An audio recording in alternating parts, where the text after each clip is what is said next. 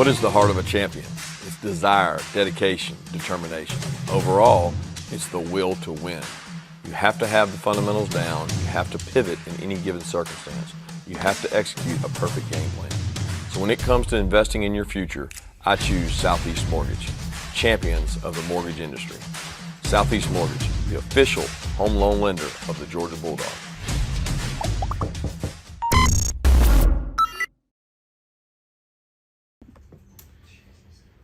Yeah, looking forward to getting another home game. You know, our second time to play at home against a really quality opponent in Kent State. You know, we did some off-season study on these guys, and they've got a really unique offense and actually a really unique defense as well. So they do a tremendous job. Sean Lewis has done a great job with these guys in terms of coaching them up and getting these guys to play hard. They've played a really tough schedule, and the teams they've played. And look forward to an opportunity to play these guys. Hey, Coach, going back to Kent State in 1998 when you played against them, what do you remember about that game? Because I think you had a two-point conversion where you tossed it to Marcus Stroud in the end zone. Can you talk about that play and when you played them back then? Yeah, I didn't even realize that we played them when I was here. I do remember that game. I think I dropped the snap, so it's probably a good idea that I got to throw it to a guy that's 6'7", 320 pounds, and he was hard to miss. If that was in fact the game that happened on, but don't remember much about that game then. It was a long time ago.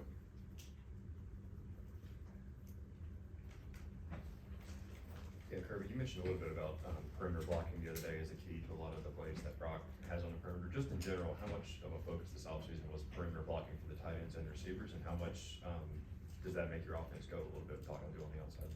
Well, it's always been a focus. It's not like this year's it's new. It's been a big focus for us. We try to start practice that way every day with some form of fit-up drill, some form of contact drill for skill players in terms of ball protection. So it's part of our DNA.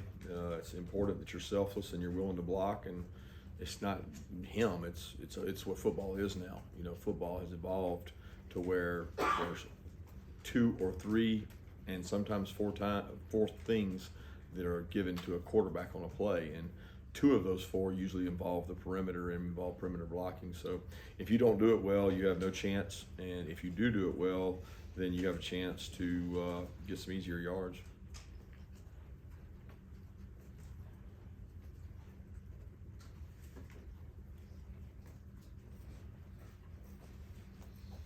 Yeah, hey Kirby, just wanted to ask you about Oscar Dell, catches his first touchdown catch on Saturday. How big was that for him in terms of getting him involved in the offense and up to speed going forward now? Well, I think it's a great confidence boost, but he's done well in our offense the entire camp. He's practiced well, he had good spring.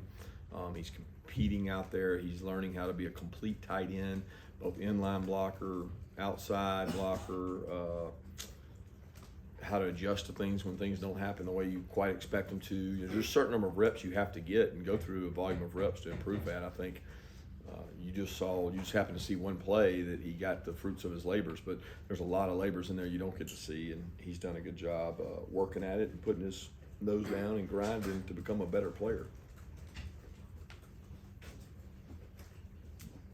Coach, can you talk about what you've seen from Carson Beck? Obviously, he's been able to get in the games a good bit his last 3 games, and his statistics look impeccable. Yeah, Carson's done a good job. He understands our offensive system. I think he's playing with a lot of confidence. He's, in another year of being in the system.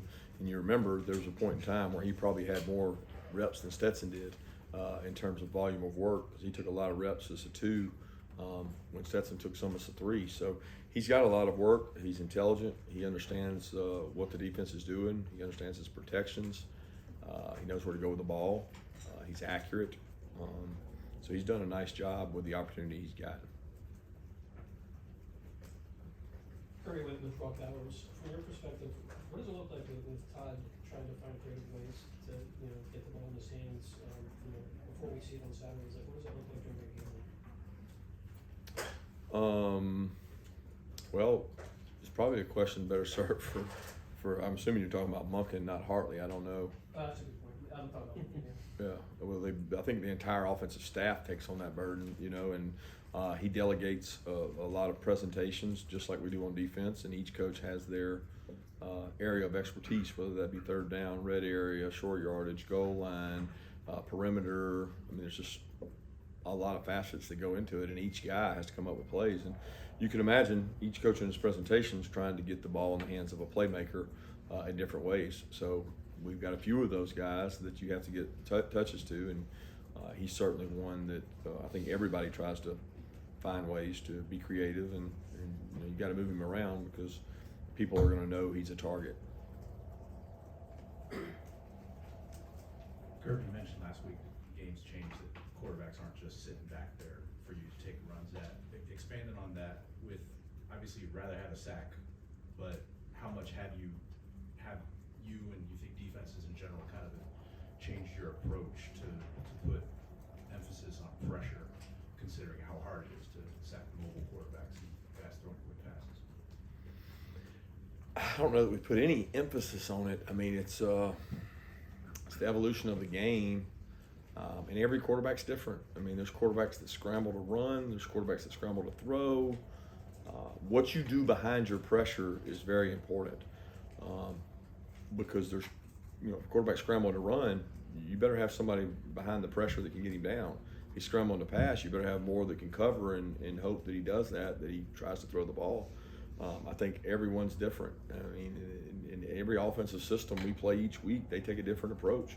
Some are not going to let you hit their quarterback at the cost of grounding, at the cost of incompletions, at the cost of the quarterback possibly making a mistake and throwing a pick. Our job is to be disruptive and pressure the quarterback, affect the quarterback, but that doesn't always equal sack the quarterback, which is, you know, obvious this year. That's been tough to do, but I think a lot of people are looking at us defensively. The first two games especially, they have to look at last year to determine what they're going to do this year. And, you know, looking at that last year, you're saying, I'm not going to get sacked, I'm not going to get hit, and they're trying to protect them by what they do. Yeah, Kirby, Darius Smith made the trip on Saturday. It looked like he was working with the safeties and stars in pregame. Just what have y'all seen from him in terms of his skill set, and how much have y'all been giving him a look at star as a place where he could potentially fill in?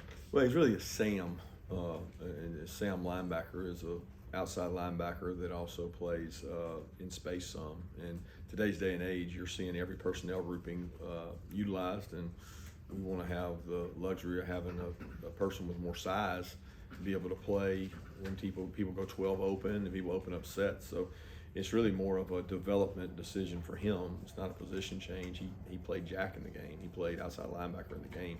So we're developing a guy that has the skill set to run fast, to learn how to play multiple positions, that's what we told him when we recruited him. Kirby, I wanted to ask you about Jalen Carter and AD, kind of what their status is going into this week. Yeah, Jalen's dealing with a lingering ankle issue. He's really had it since the Oregon game, and he's trying to get well, trying to get him healthy. Hopefully, he'll be full go this week. He was close last week, but didn't end up having to play a lot of snaps. And then AD, we're hopefully getting back this week. Again, it's one of those deals that last week we thought we might get him back. We're hopeful to get him back this week.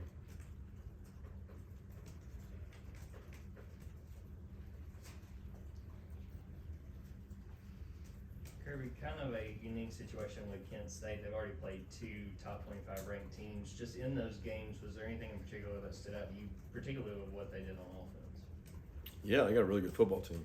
They've got a quarterback that I didn't know a lot about, who is number one, he's a tremendous athlete.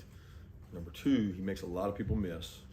He's dynamic with the ball in his hand. He's made some wow throws. I mean, you're going to hear about this guy. He's had some 60, 70-yard passes that are incredible. They've got some really good wideouts. They're a talented team. And then you go watch them on defense. They do enough different defensively that it can create issues for you, because it's not what you see every day. It's a little more new age defense, which people are playing to affect teams that are on the perimeter more, second level, fitters, able to disguise a little more. So I know you guys don't ever listen to anything we say in here, but this is a really good football team, and they have played two really good teams. And you watch the first half of the Oklahoma game, you have no question how good they are. And they really played Washington well outside of first couple drives. Washington scored on them, but outside of that, they went toe to toe with Washington.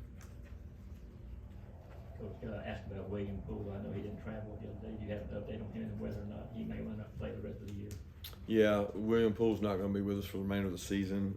He's dealing with a personal matter, and he's going to focus on that and his health and well-being. So he will not be with us for the rest of the year, unfortunately.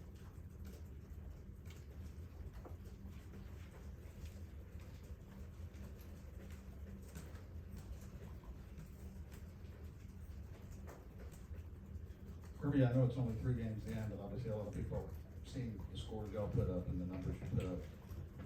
Already, comparisons to last year. After losing so many guys, is it far-fetched to say this team by the end of the year could be as good or better than last year's squad? I don't do comparisons. I've said that repeatedly. You can't compare anybody to last year because last year's teams, 15 of them are in the NFL. So it's one of those things that this team has a long way to go. The worst thing that can happen to this team is start believing what people say about them. And the toughest job we got this week is trying to explain to everybody that Kent State's a really good football team. And I know you think I just sit up here and say that, but you turn the tape on, they've got a really, really good football team. And it's not so much about Kent State. It's really about, does our team want to grow? And this is a week that we need to have growth. We got to get better in a lot of spots. And you guys don't get to see it from our perspective, and the fans don't get to see it from our perspective in terms of what we see on tape and the mistakes we make and how many guys we need to get better. But certainly going to need them to get better this week.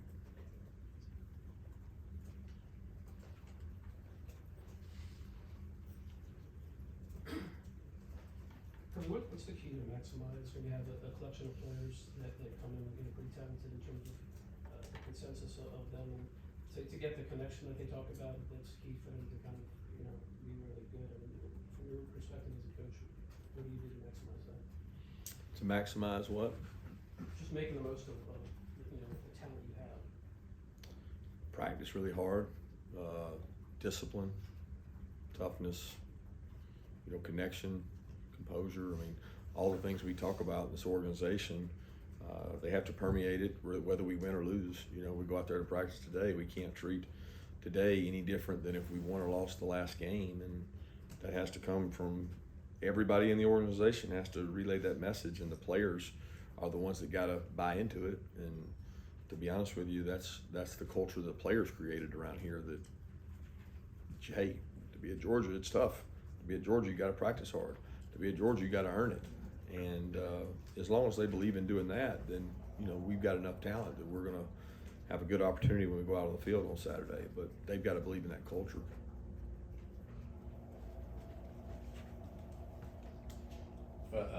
Continuing kind of roster update, is Reed Gilbert going to be good to go this week? And completely different question, but we're going to talk to Ladd lately, and it just what is it that makes him? Seems like we've asked this a lot, but is there something in particular that makes him as successful as he is? Not necessarily having a lot of the other measurables that you expect with an SEC skill player. I'll start with the Reed question. He's going to be day to day throughout the week. And then Ladd has been an incredible team person. I mean, this guy embodies what you talk about when you talk about team, because he blocks so hard, he blocks so physically, he blocks bigger than he actually is. You watch the tape closely, he goes in and cracks on safeties and hits people and goes and does what you ask. Then he gets the ball in his hand and he makes people miss, and it's really the same thing he did in high school. It's not any different. If you actually watch the tape, he did that in high school. If you watch his combine workouts where he went and competed against highly rated guys, he did the same thing there. So it's not a surprise that he's had success, because it usually carries over. If you're successful and you do things right in high school and you run fast, you're going to have an opportunity to be successful in college. And that's the one thing I don't think people give Ladd enough credit for, is his toughness and his speed. Kirby, with William Poole's absence, how does the secondary next man up depth chart change? Anybody get moved or anything like that? Nope. We've kind of been chugging along. I mean, to be honest, we've had Bullard at star and Taki at star the entire fall camp. Poole played some there in the third down situations, I think against Oregon, but he was working, more at a corner. But we got the guys we got, and we got to get the guys we got better to get where we want to go. Another update, Kirby, just on Allen Green. I think he's looking well this week. Got a hamstring, and we're hopeful to get him back soon.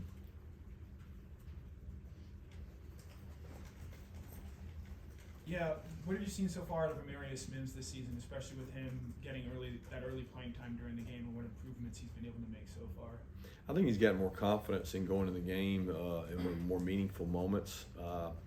He's extremely athletic and talented, and we've really stressed to him how much he can improve in terms of his run game and his pass game and his knowledge of the game. And the only way you get better at that point is to go play, and he's getting to play, quite a bit in the last 3 games. So we want him to continue to do that, and really the conditioning level of these games outside in the heat has allowed us to play 3 guys and stay fresh at the position.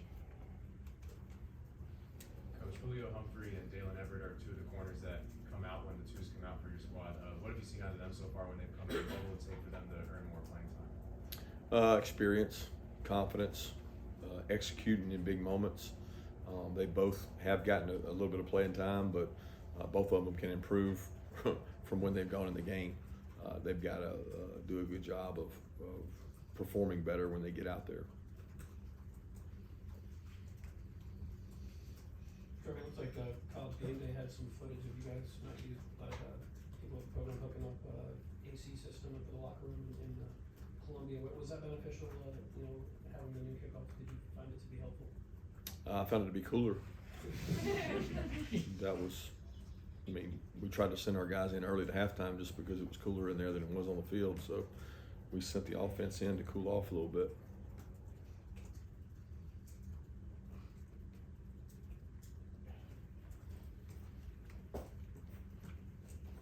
Kirby, you've had a few more months to kind of watch how recruiting is playing out with this new NIL situation. What are your current thoughts on recruiting with the new, I don't say limited, but the new landscape, if you would? Hard to say. We haven't had a really full body of work. I guess you could say you had a full body of work last year, but it's changed so much in this class from last class. It's already been different. I felt like it was, 20-30% of the conversation last year, and it's certainly higher than that now. But I can't judge it or assess it because, until you're through December, you don't know anything, and you'll find out more as it goes along. Yeah, Kirby, you mentioned Vlad kind of embracing that blocking mindset. Is that hard to instill in a receiver room when everyone's focused on catches and everything, or is that just kind of part of the deal coming to Georgia? If you want to come in and kind of block well on the outside. It's not, blocking is not just for Georgia. Okay, I think every receiver coach in America will tell you that it's pretty important. When you don't have the ball, you have to be willing to block. I think you hear me talk about it more, but it's not. Every good team, that wants to have explosive plays. It doesn't matter what the play is. Somebody has to block somebody. So that happens to include receivers. There's no great receiving core out there that never blocks, right? So you got to do a good job of that, whether it's a receiver screen, whether it's your buddy, whether it's a running back, whether it's a quarterback. It's there. Ladd has no problem embracing that. Ladd's a team player. I'll be honest, we haven't had many receivers here that don't embrace blocking. They like catching the ball, but you got to embrace that if you want to be a good football player. You want to play in the National Football League, you got to block. Got time for 2 more questions?